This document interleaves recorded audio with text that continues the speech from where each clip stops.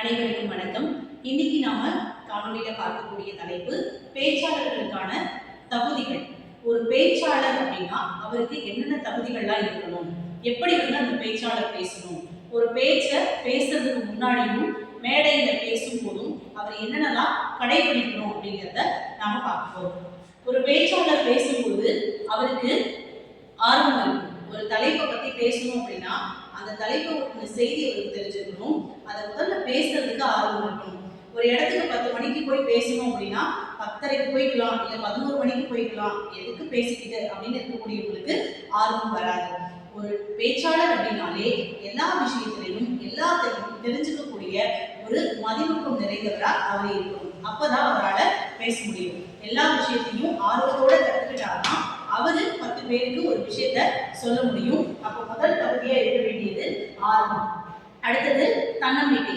தன்னம்பிக்கை அப்படின்றது ஒரு மிக முக்கியமான ஒண்ணு, ஒரு அற்புதமான கருவி. தன்னம்பிக்கையோடு இருக்கக்கூடிய ஒரு பேச்சாளர் 10 பேரை உருவாக்கக்கூடியவனா 100 பேரை உருவாக்கக்கூடியவனா மாறுவான். அந்த தன்னம்பிக்கை பேச்சாளருக்கு தான் மட்டும் எல்லாத்தையுமே செய்யணும் அப்படின்றது இல்லாம என்ன மாதிரியான தடைகள் வந்தாலும், என்ன மாதிரியான விஷயங்கள் அவரை புண்படுத்தினாலும் இல்ல என்னால முடியும் எழுந்து ஓடக்கூடியவனா இருக்கணும். அப்படிப்பட்ட தன்னம்பிக்கை உடையவனா அந்த பேச்சாளர் இருக்கணும். இது மட்டும் இல்லாம தன்னை சார்ந்து இருக்கக்கூடியவர்களையும் அதே போல எங்க போய் பேசினாலும் அவங்களுக்கு தன்னம்பிக்கை ஊட்டக்கூடிய பேச்சாளராகவும் அந்த பேச்சாளர் இருக்கணும். அடுத்தது ஆற்றல்.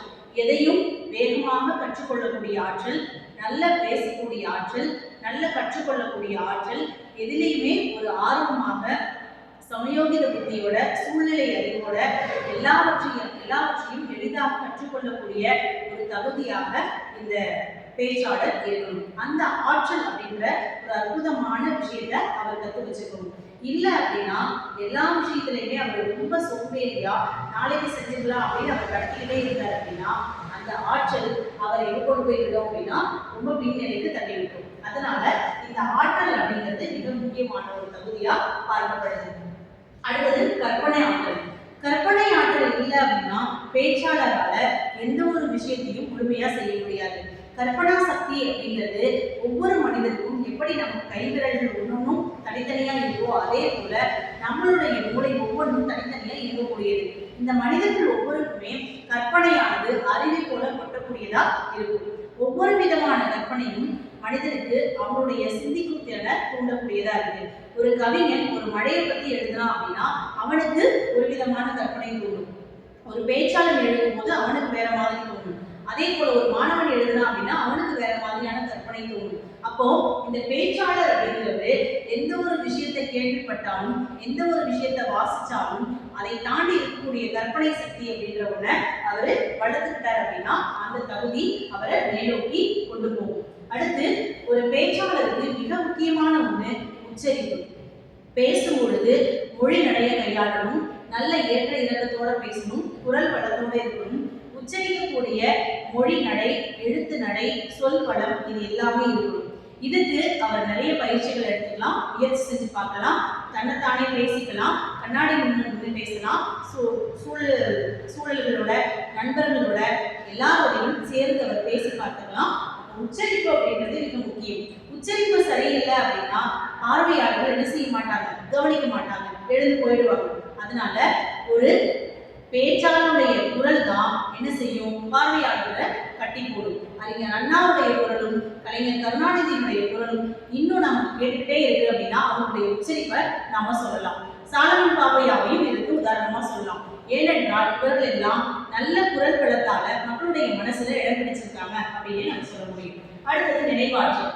நமக்கு எவ்வளவு வகையான விஷயங்கள் தெரிஞ்சிருந்தாலும் சரி, நாம எவ்வளவு படிச்சிருந்தாலும் சரி, அதை நாம எந்த இடத்துல எந்த மக்கள் முன்னாடி பேசணும் அப்படின்றது ஒண்ணு இருக்கு. அப்போ நாம எல்லாத்தையும் அப்படியே மறந்துட்டு போயிட்டோம் அப்படின்னா இதை நாம எந்த இடத்துலையுமே பயன்படுத்த முடியாது. அதுக்கு மிக முக்கியமான ஒண்ணு நினைவுல வச்சுக்கணும். ஒரு ஒரு எடுத்துக்காட்டுக்கு சொல்லணும் அப்படின்னா ஒரு கல்லூரியில நாம ஒரு தலைப்புல பேச போறோம் அப்படின்னா அந்த மாணவர்கள் கிட்ட நம்ம அனுபவங்களையும் இல்ல சந்திச்ச மனிதர்களை பற்றியும் அந்த அனுபவங்களை நாம சொல்லும் பொழுது அவங்க அதை ரொம்ப ரசிச்சு கேட்பாங்க. அப்போ அதுக்கு அந்த விஷயங்களை பத்தின நமக்கு நினைவாற்றல் இருந்தால் மட்டும்தான் என்ன ஆகும், நம்ம நம்மளால சொல்ல முடியும். நினைவாற்றல் வந்து ரொம்ப முக்கியம். அடுத்தது சூழல் அறிவு. எந்த இடத்துல எந்த மனிதர்களிடத்துல நாம போய் பேச போறோம் அப்படின்ற அறிவு இருக்குது அப்படின்னா நாம அதுக்கு தகுந்த மாதிரி பேசுவோம். மாணவர்களிடமா இருந்தாலும் சரி, சான்றோர்கள் இருந்தாலும் சரி, அதுக்கு தகுந்தாப்புல நாம அந்த சூழலுக்கு தகுந்த மாதிரி மக்களிடத்துல பேசணும். அதை பத்தின அறிவு நமக்கு தெரிஞ்சிருக்கணும். அடுத்தது முயற்சியும் பயிற்சியும். ஒரு தலைப்பில் நம்ம பேச போறோம் அப்படின்னா அதுக்காக முயற்சி செய்யணும், அதே போல பயிற்சி செய்யணும். தெளிவான சிந்தனை இருக்கணும், அதை பத்தின நிறைய விஷயங்களை நாம தெரிஞ்சு வச்சிருக்கணும். இது எல்லாத்தையுமே நம்ம ஒண்ணு கூட்டி நல்ல குரல் வளத்தோட மாணவர்கள் முன்னாடி இல்ல மக்கள் முன்னாடி நம்ம பேசணும் அப்படின்னா மக்களுடைய மனசுலையும் நாம யார் முன்னாடி பேசுறோமோ அவங்களுடைய மனசுலையும் என்னைக்குமே நாம நினைச்சிருக்கோம். இந்த சொல்லிருக்கக்கூடிய அத்தனையுமே பேச்சாளர்களுக்குரிய தகுதிகளா பார்க்கப்படுது. அனைவருக்கும் நன்றி. அடுத்த காணொலியில இன்னொரு தலைப்புல நாம சந்திக்கலாம்.